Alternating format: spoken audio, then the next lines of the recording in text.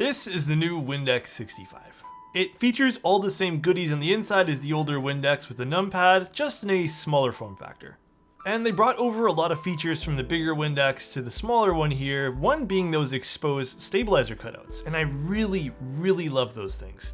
I think for any builder of any caliber, it just makes going in and editing your stabilizers that much easier.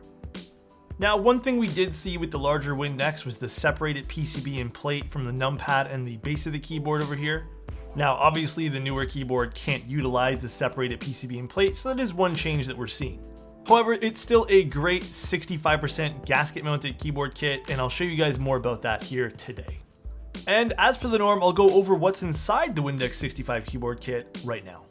So first up, we're gonna have our base kit, which is the X65 keyboard. Next up, we're gonna have 0.5mm IXPE foam. Now, they are claiming this is a new type of foam that's supposed to be a bit different in sound signature. I didn't actually test this, but I'll take their word for it.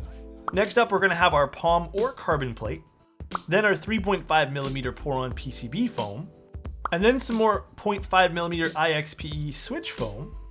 We're gonna have our soldered or hot swap PCB, some 2mm Poron PCB foam, and then an additional 1mm Poron case foam, as well as our gaskets and some bump-ons.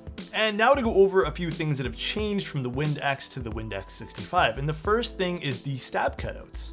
Now, I'm not too sure if this is just exclusive to the palm plate, because I did some digging and I saw that the carbon plate didn't have the same issue, but the palm plate cutouts, as you guys can see here, aren't as large as they were on the previous X. And again, this seems to be only isolated to the palm plate, again from the photos. The other one seems to be fine. But this is one thing that I actually really liked about the older X. I liked those larger stab cutouts, that way there people can get in and tune and change out stabilizers without the need to disassemble their entire keyboard.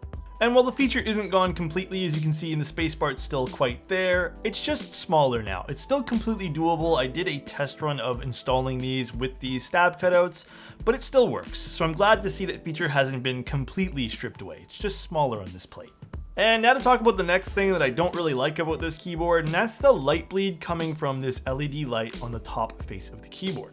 Now, I want you guys to keep in mind, I did not build this configuration with any sort of foam at all, and I'm not too sure if the foam would have stopped some of that light bleed from happening, but I shouldn't need to use foam to stop this from happening. I do think there was a better solution, for example, some sort of guard around the LED just so it didn't bleed out. I know it's nitpicking, but I do think this could have been implemented way better, and I don't have any access to this in VIA, and I don't know the hotkeys to change the RGB, so for now, it's just turned on. The appearance of this keyboard hasn't changed at all. We still have a beautiful wedge-style side profile, and the back of the keyboard's pretty much the same. The USB-C is hidden underneath this lip of the keyboard here, which hides any sort of exposed USB-C connector cable. And the bottom of the keyboard still has that beautiful brass accent piece, which I love. And you guys pointed this out on stream, but this keyboard color combination, for whatever reason, does look like a billiards table. I can't deny it, it does. It really does.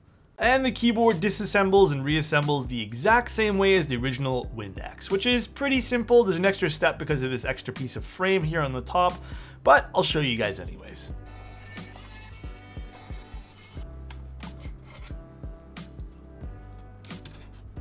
And here's the PCB assembly, and I didn't use any foam for this configuration. I thought this was a great keyboard without any foam, and I really liked that. However, I don't think I was personally really in love with the palm plate. And you'll see this later on when we do the sound demo, but I really do feel like the palm plate didn't really lend to the sound signature of the alpha keys. However, it really did make the mods sound really great, and I really liked that.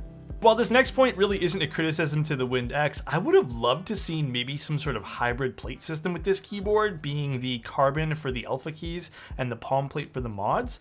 I think this could have had a very unique sound signature if that was the case, because I do feel like the alpha keys just were lacking some sound presence really. They just weren't really hitting for me. But sound is super subjective, so if you guys like something, who are we to judge? And here's the inside of our keyboard. Now, they didn't send me all the correct foam pieces, so I made some makeshift ones out of some old Poron foam that I had with the same thickness, but the keyboard internals are the exact same as the other X. And in terms of case quality, I think everything else was in line with my expectations for around a $300 keyboard, which is a good thing. And I'll put it back together now for you guys as well.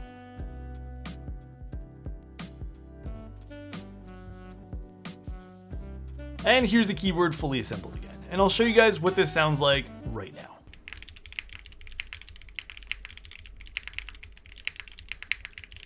And that's the Wind X, and I hope you guys liked the keyboard. I know I did. And there is one thing I left to talk about at the end of the video, and that's the pricing and value of this keyboard. Now, this keyboard is priced at $288 US or 366 Canadian dollars. And I think for the price, it's a pretty good deal. And if you notice during the build of this video, we used no foam at all. And the fact that it comes with so many optional sheets of foam just makes it easier to kind of adjust and tune to your desired sound signature, which I like. I mean, I don't know about you guys, but I like the fact that I can adjust something with foam rather than rely on it. It just gives more value to what you're buying. And I know it's just foam at the end of the day, but it's always nice to have. I also know there's been other contenders in this particular bracket of keyboards. There's actually been a lot of 65 that have come out recently. There has been some that have come out at a really entry-level price point and some that are more expensive. For example, the Zoom 65, while I think is a great keyboard, I still prefer the Wind X65 over that. Something about the Zoom 65 doesn't really have that same, I guess, premium aesthetic as the Wind X, and I just liked the typing feel of the Wind X more than I did on the Zoom 65.